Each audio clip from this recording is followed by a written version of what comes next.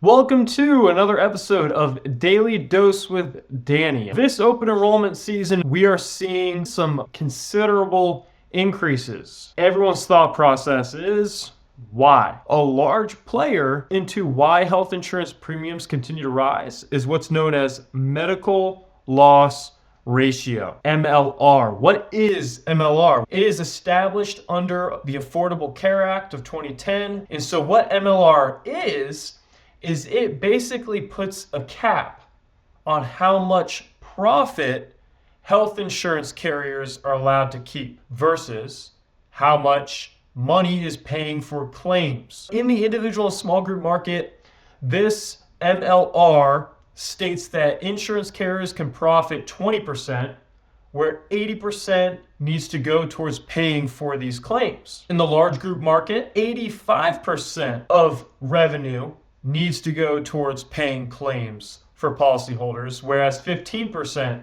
can be profit for the insurance carriers. If MLR standards are met, rebates are issued to policyholders to make up the difference. So what was the purpose of MLR? Well, medical loss ratio was to ensure that premium dollars are actually benefiting policyholders. It's supposed to limit the profit for the carriers to ensure that people are actually getting what they're looking for when they buy health insurance. So in theory, this sounds great, but what actually happened with medical loss ratio? Well, it led to higher premiums. Think about it. Health insurance carriers are businesses, and businesses want to grow. How do they grow? They make money.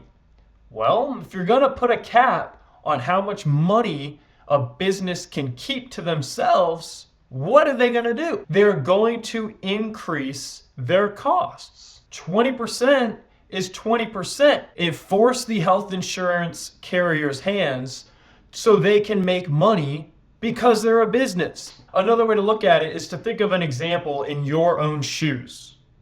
If someone told you they would give you 20% of the money they handed you, which would you rather have? A $100 bill in which you get to keep 20%, aka $20? Or if someone handed you $1,000 and you got to keep 20%, you get to keep $200. Well, comparing side by side, $20 versus $200, you'd rather take the $200. So the percentage did not change. It's 20% in either scenario.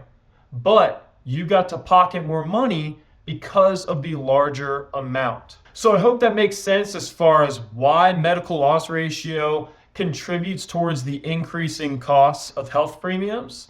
Let me know your thoughts in the comments below, and thanks for watching. Bye.